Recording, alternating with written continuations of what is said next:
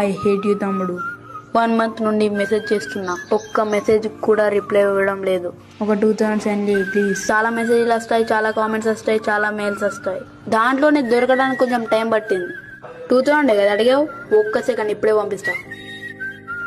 Done. ఆ ఏజ్లో నేను ₹3 మా అమ్మని అడుక్కొని అట్లా నడుచుకుంటూ పోయి బేకరీలో దిల్కుష్ తింటుండే. కానీ ఈడు అందరి నోట్లు ఇప్పుడే దిల్కుష్ పెడుతుండు. కలికాలం మూతి మీద మిసాలు లేనోడు కూడా నీతులు చెప్తుండు. ఈ సామెత మీకు తెలుసు, నేనే కావాలని రివర్స్ చేసి చెప్పిన. సరే వీడు ఏం చేస్తున్నాడు నేను చెప్తా. సో మీరు ప్లే స్టోర్ యాప్ స్టోర్కి వెళ్ళి ప్రాంక్ పేమెంట్ అని కొడితే మస్తు వస్తాయి. అందులో ఇది one of them prank payment.